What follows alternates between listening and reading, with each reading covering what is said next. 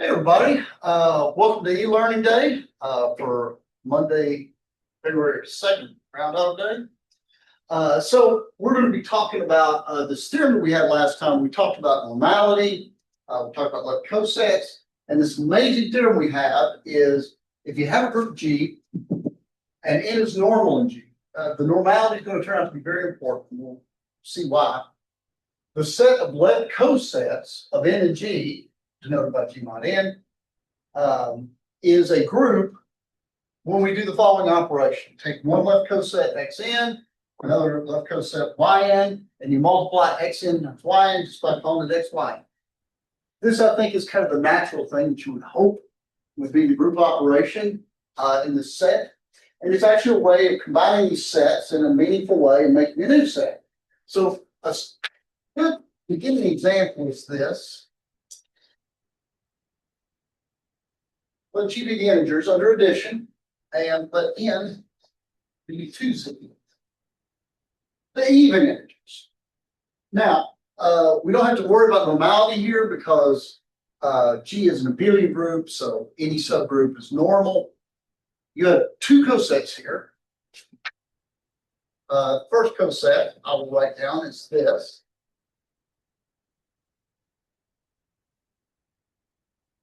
And it consists of all the even integers. And the second coset consists of all odd integers. And in fact, there's an easy way. If I just give you an integer at random, how do you tell which coset's it in? Divide it by 2. If the remainder is 0, it goes here. If the remainder is 1, goes here. This is a set of all even integers, and this is a set of all even integers plus 1. Remember, these might have different coset representatives, right? Because this one I can express as 26 plus 2z, and this one -7 plus 2z. It doesn't matter which representative. Each coset has it. And notice that as a set, if I add all possible, so imagine I add this set to itself. By adding the set, I mean add all possible combinations of elements in here. What do I get? I get the set back, right? I get 0 by adding 0 plus 0. I get 2, 4, 6, etc., by adding any of those things to 0. So that gets back. And anything I get in there is even. So what you have is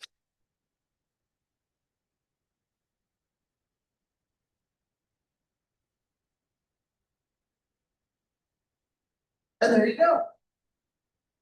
Notice that if I add all possible combinations of everything in this coset of itself, then I get all the evens.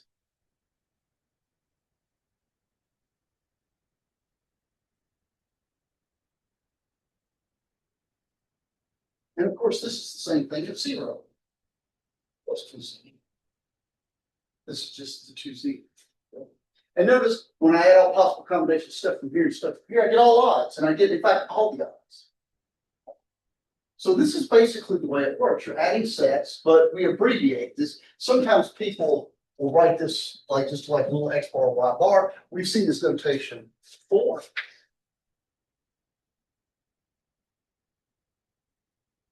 Remember this old chestnut, right? 0 bar plus 0 bar is 0 bar, 0 bar plus 1 bar, 1 bar, 1 bar plus 1 bar, right? And it's the same thing that's going on here. Now, this example, although illustrative, and it's kind of a good basic example, masks a little bit what's going on with the normality. So we'll build up to that here. Let's look at another example. Let's look at S3. And we're going to have the subgroup N. We've seen that N is normal in S3. We did that last time, I believe. And so there's, in this case, in S3 elements, there's exactly 2 left cosets. There's N.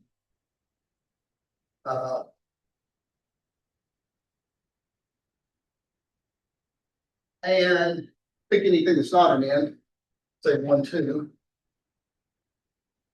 This is 1, 2, 1, 2, 1, 2, 3, and 1, 2, 1, 3, 2. And this turns out to be 1, 2, 2, 3. And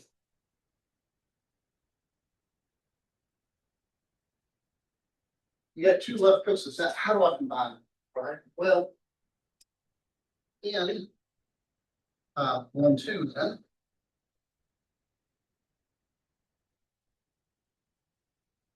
Actually, that's fairly easy to see, right? Because when I multiply the identity by any of these, it comes out to be this.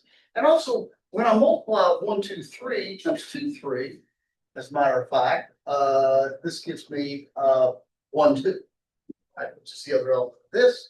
And you can actually go through and see that these all work, right? Now, one of the things is we've got to worry about coset representative. So I decided to call this coset 1, 2, n. But notice the coset 1, 2, n is equal to 2, 3, n equal to 1. Because all three of these things are elements in the coset, and any of them could stand for election and be elected as a representative. My first representative was 1, 2, but it could have easily been either of these.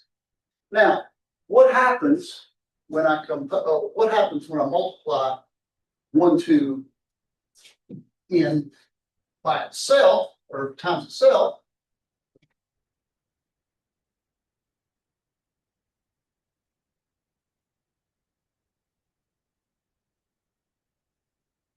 This is what the rule tells me.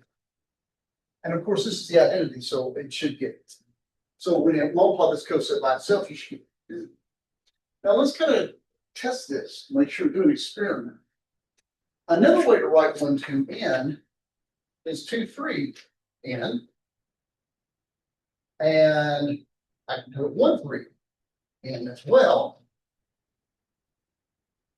Because we might have elected different representatives here. I better get the same answer. What do I get?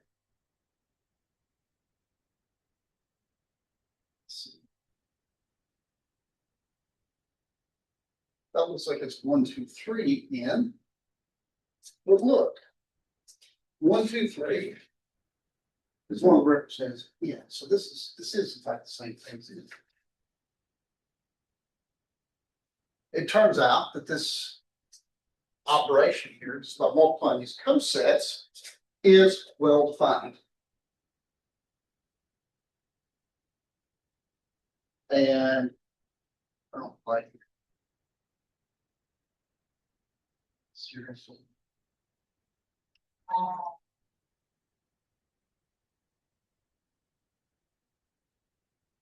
All right, let's see. Can you guys see the camera all right? A little dim.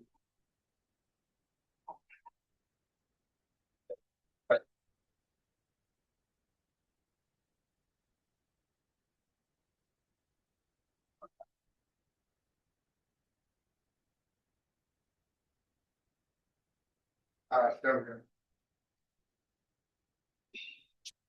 All right, so now that we're back from our technical difficulties, that's the problem. The product there is okay. The normality here is what allows us to convert. Let me show you the problem. Let me illustrate the problem. If you look at the subgroup H, this is not normal in S, right? So, just like before, I can list the cosets though. Left coset. Let's see. Well, you've got H itself, which is en 1, 2. Let's just pick something out of there. So in there, 1, 3, H, which should be 1, 3, and 1, 3, 1, 2. Just 1, 2, 3. And I guess 2, 3, H, which is 2, 3, and it better be 1, 3, 2. And if you put 2, 3, one goes to 2, 3, yeah. Notice that this is a partition. That's how I knew how to fill in that last one. Notice H is E1, 2. This is 1, 2, 1, 2, 3, 2, 3, 1, 3, 2. This exhausts all the elements. That's 3 and there's no overlap. But now we've got a little problem with multiplication in the following sense. Notice that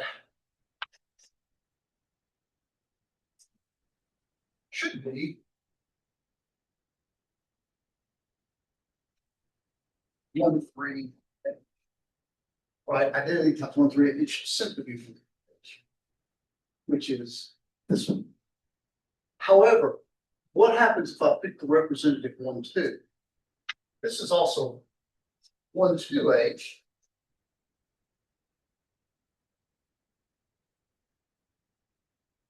Right, because 1, 2 is also a representative of A, so I can do it this way.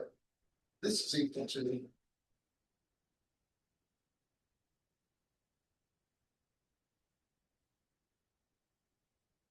and this one goes here.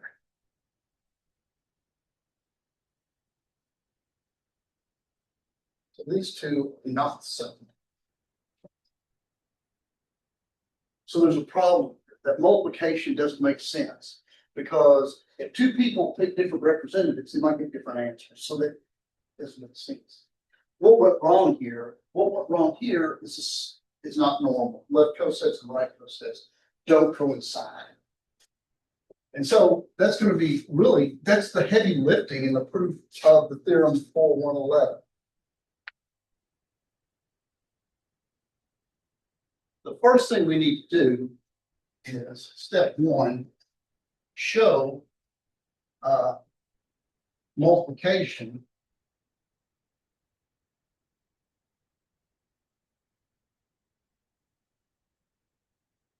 is well defined.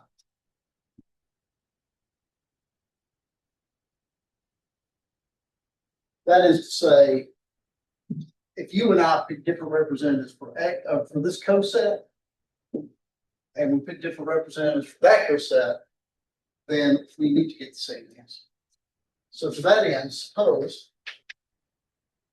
xn is un and yn equals vn for some collection x, y, u, v, n, or d. So really, all this says really is x is something that's in this coset and u is something that's in the coset. I choose x, you choose u. Y is something in this coset and so is v. We pick different representatives. We have to prove that when I do my computation, I'm going to get x, y, n. When you do your computation, you're going to get u, v, n. They better be the same coset. Otherwise, the multiplication doesn't make any sense. And so that's what we're going to try to prove. So let's start off here. Consider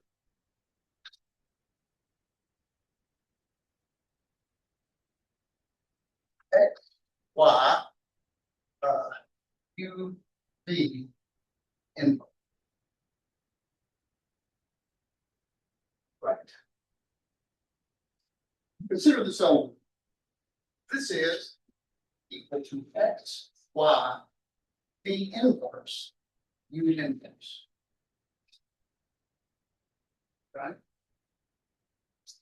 Now, let me also notice that since xn is equal to un, this implies x inverse u is an element of n. Remember, that's what it means. We've got to take away some information here from what we're given. We're given that these two these x and u represent the same coset. That means there's something governing a relationship with them, and what that means is x inverse u is in n. That was one of our conditions last time for two cosets being the same. And of course, if this is in n, its inverse is. So I'm going to record this because I never know what order these inverses would come out in. Either one of these are in n, and yn equals vn implies y inverse v and V inverse Y are in as well.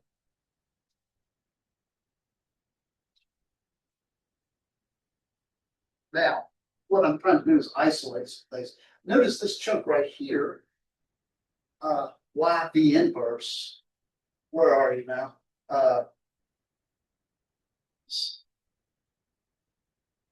Right. Notice that right, Y V inverse is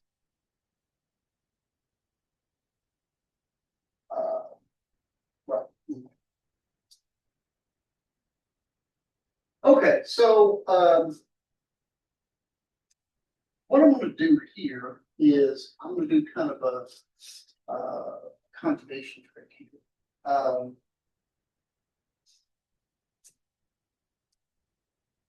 I know that X, I know that X inverse U is, I've got a, let me make a little correction here. I did this backwards. I was confused about what I was doing here. Let's consider, we've got these facts. So what I want to consider is something first. I want to consider X Y times U first. Put that on the wrong side originally, and that's wrong. This is the inverse, U inverse X Y. And I'll make clear in a moment while we're considering that element. Notice that that U inverse X is an element of N, right? And it's framed in. Notice that in between it, if that crashed down, that V inverse Y is also an element of N. And we're going to try to take that apart a little bit. So this thing's an element of N. So what I'm going to do here is, this is kind of all group theory true. Take V inverse and Y inverse, U inverse X. So all I did here is I just inserted the Y inverse in between V inverse and U inverse, right? I mean, it's just an identity, and you can see this collapses down right over. Now, what's the point of this? The point of this is as follows. You now have V inverse Y, and then we have Y inverse U inverse X, Y. And now this is when the normality comes in. Because this thing right here is in N. And so Y inverse thing in NY, this whole thing is in N. And this is in N. Because it's on my list here, V inverse Y is in N. So what? Well, at the end of the day, here's what we have.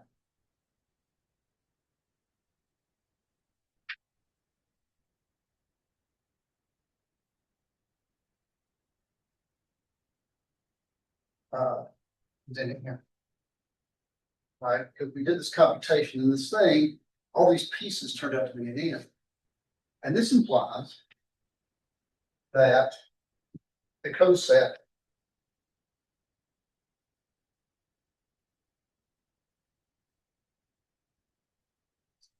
because Will inverse times Fred is in N, means that the left coset Fred is equal to the left coset Bill. So multiplication is well defined.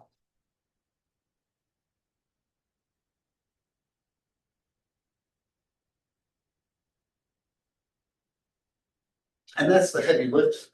The mistake I made earlier when I put it up here, I just had the X on the right, the wrong side, and that's not what it means for these cosets because I put the UV on the other side of this without thinking too well, and UV needs to be on this side. UV inverse needs to be on that side. So your multiplication there is well defined, and that's really it as far as the heavy lifting of this theorem. Because now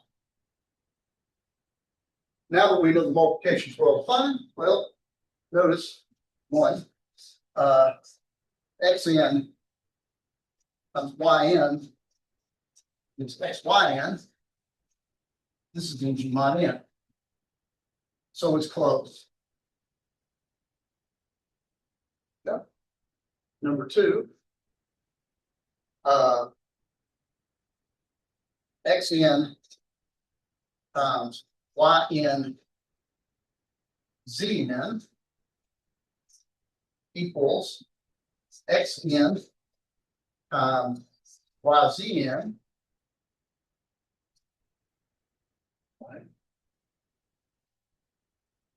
which is x yz n, which is xy zn, because the multiplication in group G is associated. I can do that.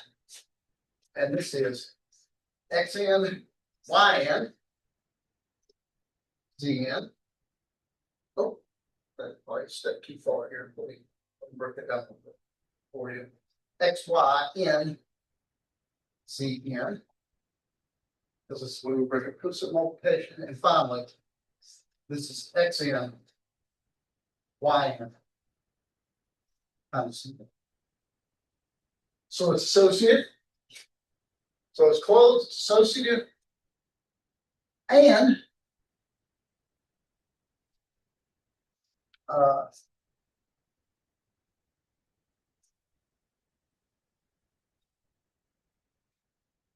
the coset n, or if you want to write out more explicitly, en, is actually the identity here. And 4, xn inverse is the coset x inverse n. That's also easy to check. So once we got the multiplications well defined, then we're good to go. Note, if G is abelian,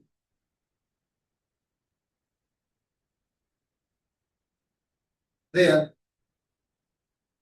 G mod n is also.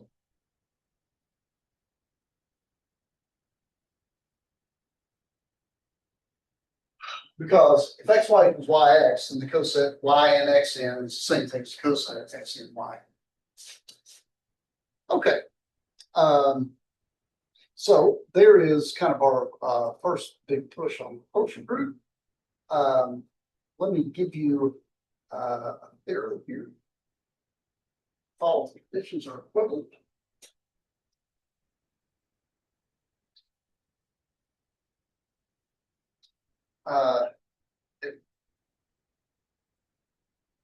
This is kind of, I'm going to leave this for an exercise.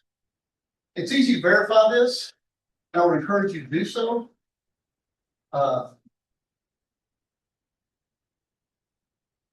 But I give this to you here as kind of a, weapons, if you will, that you can use on a problem for.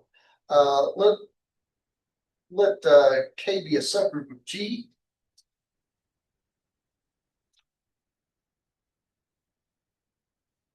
And subgroup. The following conditions are equivalent. Number one, K is normal in G.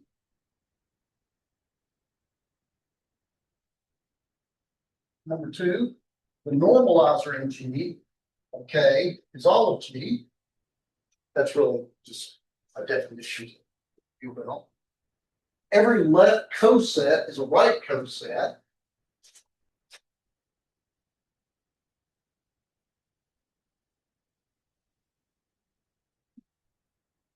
And finally, G mod K is a. So those four conditions are all equivalent. In fact, it's necessary to have normality for the quotient to be a group. One of the most important things in groups are homomorphisms. We've talked about homomorphisms, of course.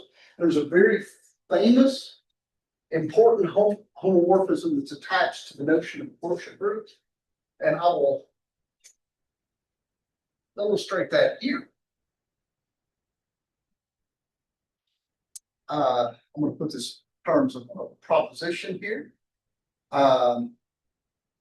Let G be a group and N normal in G.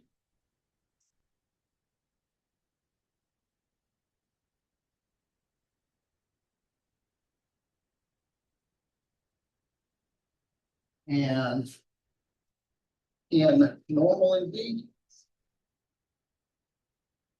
The function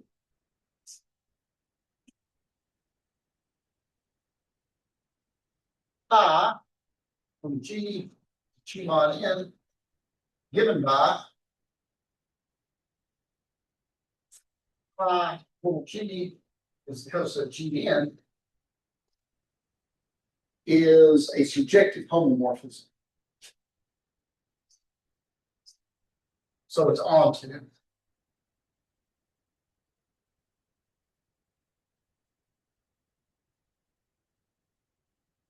And this is sometimes called the natural projection onto G mod N. Let's do a quick proof. Notice that for all xy in G, phi of xy is xyn, which is xn, yn, because that's the rule for how we multiply cosets. So it's 5x, 5. There's the homomorphism part. And for all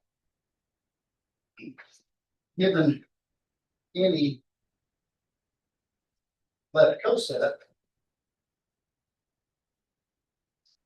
well, by definition, the left coset is written this way for some G and N.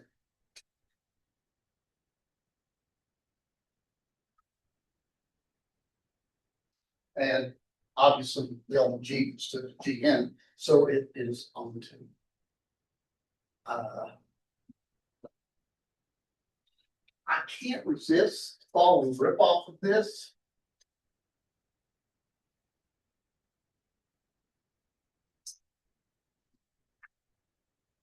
Proposition 4.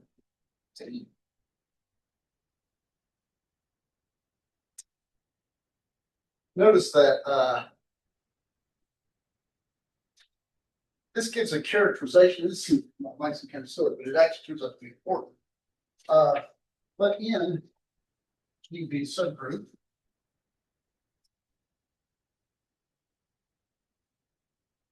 Then N is normal in G if and only if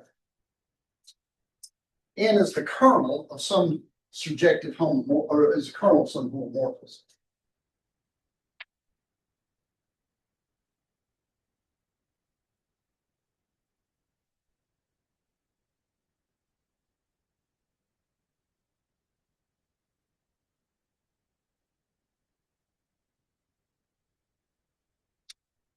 So N is normal in G if and only if it is the kernel from the kernel of some homomorphism going from G to some other group. I don't even really in general know what H is, but and the proof of this one is let's look both directions here. Let's go the forward direction first. Let's suppose that N is normal in G.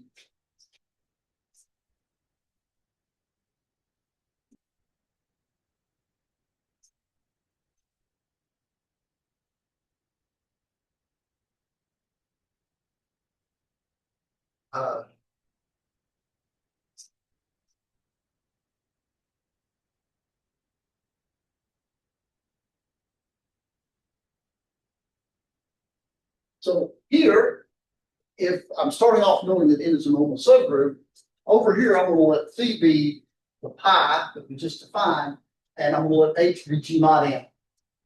Right? I didn't specify what H is, so I can let it be whatever I wanted to. Pi is surjective homomorphism. And kernel is N. So there you have it. N is the kernel of some homomorphism. And the converse is easy. If n equals the kernel of any homomorphism, then n normal. That's something that we actually proved last time, that the kernel of any homomorphism is a normal subgroup. Okay. Now we are going to count. We've armed ourselves with a little bit of these notions of subgroups, these notions of normal subgroups. We're kind of armed to do some cool counting. And I'm going to bring up one of the coolest ones.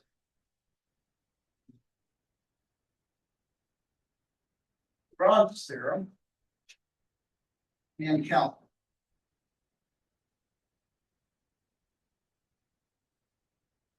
And I'm going to start this off with, every subgroup of a cyclic group. This is one of the theorems that we had earlier. Every subgroup of a cyclic group has order divided in that group. But this is actually true in general, right? It turns out that this is kind of my spoiler here. This is going to be a big theorem for us, that any group, any subgroup of a group, if the group is finite, divides the order of the parent group. So let me search up this example. R equals group of scrambles on 3, 5, 3 groups.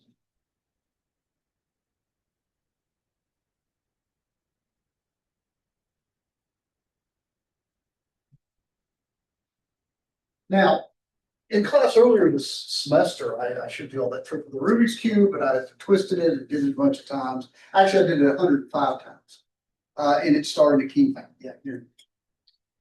So the order of that element that I did was the order of 105.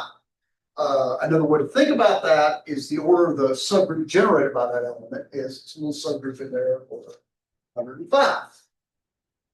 The order of the Rubik's group is, what is it?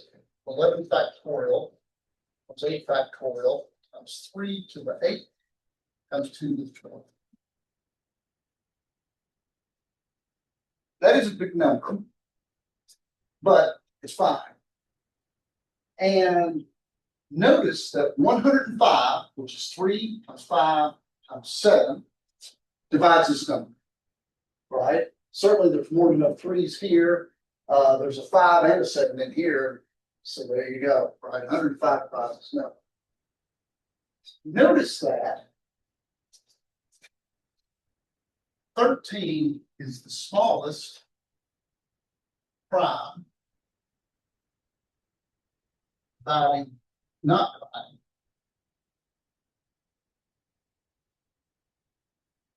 The order of roots. Now, the theorem we're going to have is every finite group, every subgroup of finite group has to have order that divides its parent order. So I can do all kinds of fancy things with the Rubik's Cube, but one thing that I can't do is there is no move on the Rubik's Cube that will come back to its original starting point in exactly 13 moves, right? Only the identity, if you did the identity 13 times, it doesn't do anything, but that doesn't count because the identity has what it wants. There's nothing that takes exactly 13 moves to solve Rubik's Cube. So here's another consequence. If I walk up to you on the street and I say, hey, you know what? I just found a group of order 100 and I was digging around in it and I found it had a subgroup of order 30. Liar, liar, pants on fire. 30 doesn't divide 100. There is no subgroup, any group of order 100, order 30. Now, the question you might ask is, what about the numbers that do divide, right? What about 25, 50? That's a tougher question. We will see in some cases you do have subgroups, in some cases not. It turns out that S5, the symmetric group on 5 numbers, that has order 5 factorial, which is 120, and 30 and 40 divide that, but there's no subgroup for over 30 to 40 in that group. So the other way is a bit of a mix. So let's start off building up to Lagrange's theorem. I'm going to start off this way. The first thing I want to pay attention to is the fact that cosets. So we know that cosets partition a group. You know, you can take any group, you can partition it as left cosets, no problem, it's partition. And each one of those pieces of the puzzle actually has the same size. So our partition is even better than just a regular puzzle, because it turns out in a partition, when you partition a group by left cosets subgroup in that group, then every piece of the puzzle will have the same size. So let me make that precise.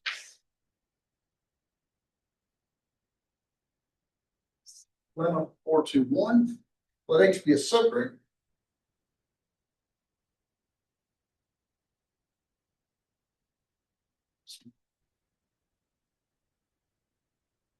And X and Y left cosets of H. Then the cardinality of X and cardinality of Y.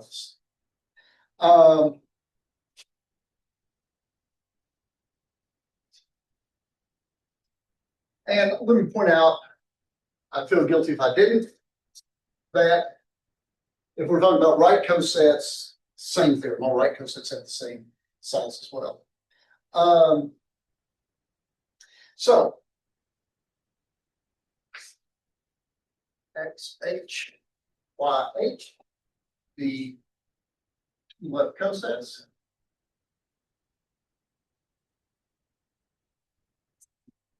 And let's define a function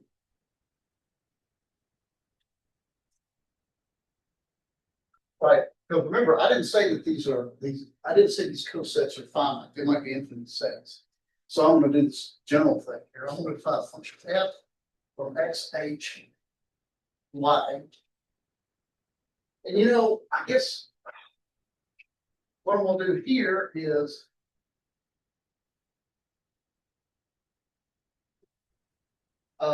oops.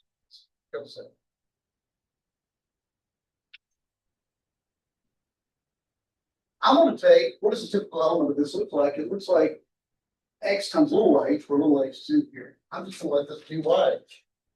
This seems to be like sort of the most common sense thing I can think to do here. Now, this is a function. We're not talking about homomorphisms. I'm using this function now.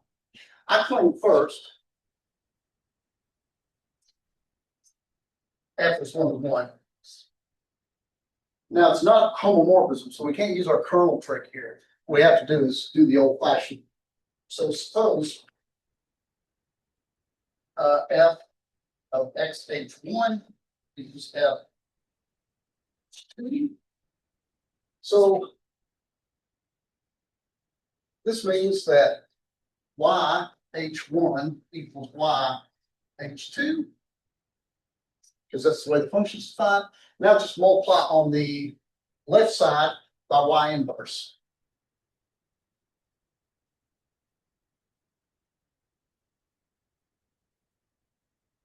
So f is 1 to 1. And next I claim that f is onto.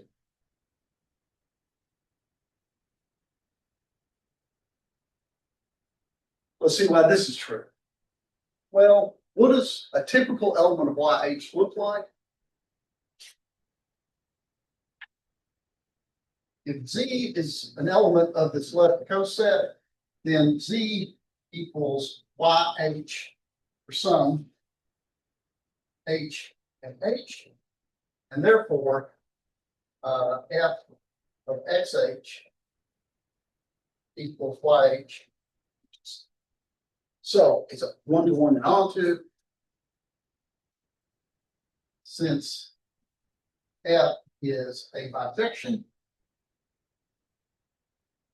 the cardinality of X and the cardinality of Y are the same. So we got to get a whole fashioned one-to-one and onto map from there.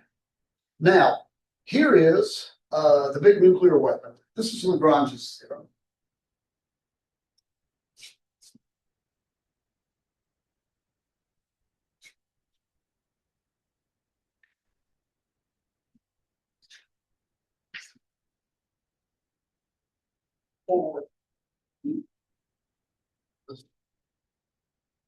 Lagrange.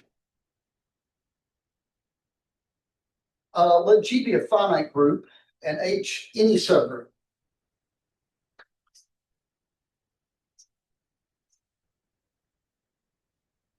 H G any subgroup. Then the order of H divides order of G.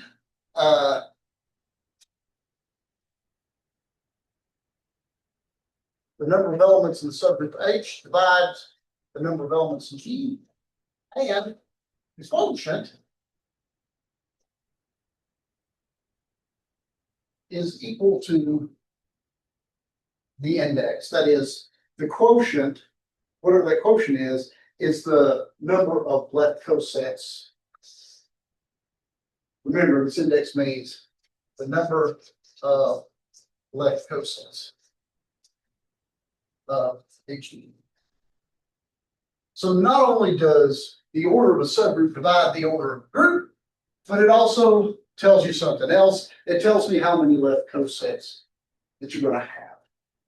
Okay, so let's do this here. Proof.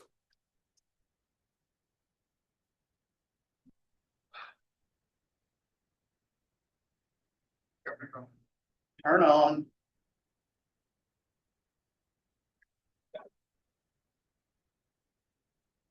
Thank you. Okay, let's prove this. Notice that G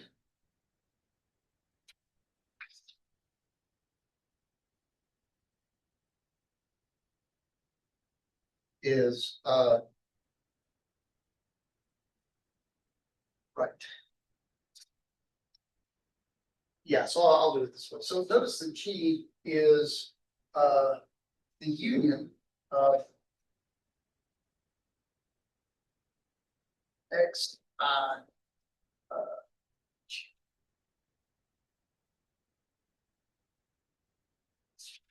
And this is the number, this is the left cosets. Let's say that there's an up. That is to say, this is X1H, union X2H, union X in H. Now, you should probably criticize me a little bit. Say, Jim, how do you know that there's finite and many? Well, because each of these is non-empty because this forms a partition. So there's at least one element in every one of these, right?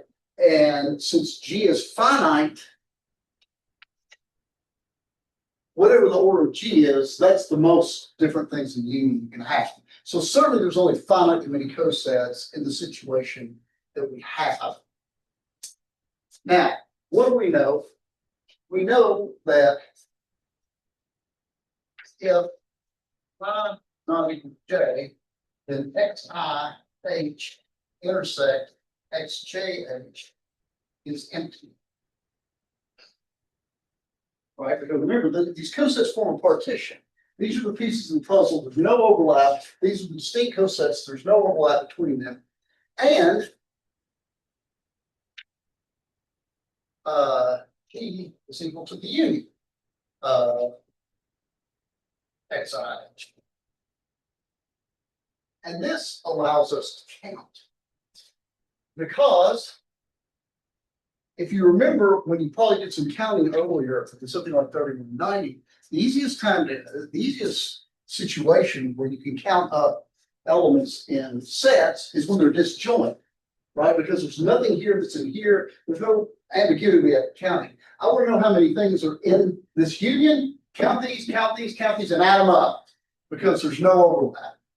So the order of G is equal to the order of X1H plus the order of x2h plus the order of x in h. But what do we know from our previous work? That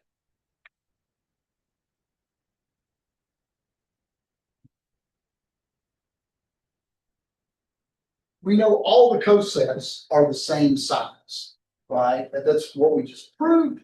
And in fact, the same size, one of the cosets, of course, is just h itself. So all of these are the size of h.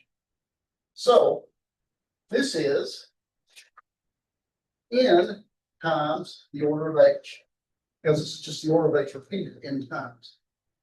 Therefore, the order of h divides g, order of g, and quotient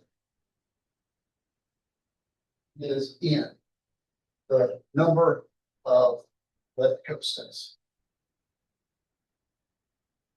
Because that's how many there were. So there it is, all wrapped up neatly in a bow for us. Okay.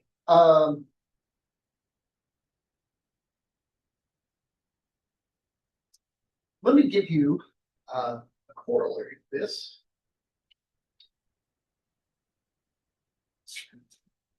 This is kind of a neat little corollary. And this is kind of the first baby classification for this, if you will. Well, I want to give you a couple of corollaries here.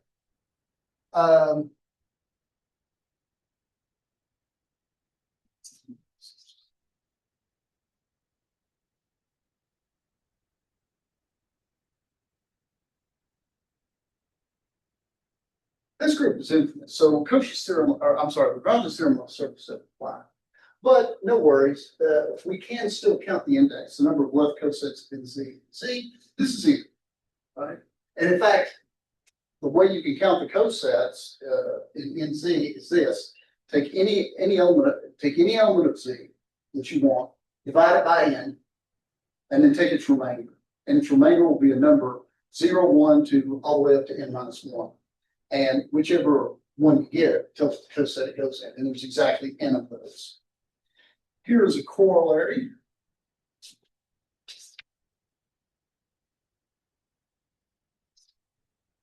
If G is finite and X is an element of G, then the order of X divides the order of G. And this is just Lagrange's theorem, because the order of X is the same thing as the order of the subgroup variable by X. These two things are the same, and Lagrange's theorem says that this guy has to divide G. And here, this will be the last time. Next time we're going to talk about a wonderful theorem, Cayley's theorem. This will be the last one today, corollary. If the order of G is P, where P is prime.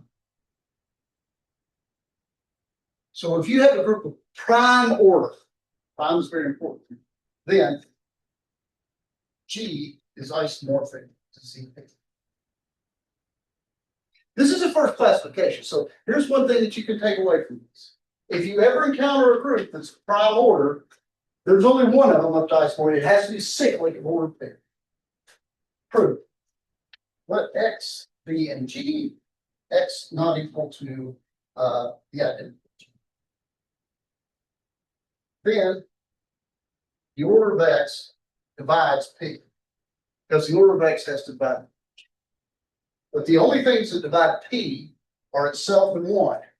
So if order of X is not 1, which it's not, then the order of X is P. And so G is generated by X, right? Because X will generate a cyclic subgroup of G of order P, but there's only P elements in G, so it generates all of G. So therefore, since it's cyclic by our classification theorem for cyclic, it's isomorphic. Okay, folks, y'all stay safe and we will see you on Wednesday.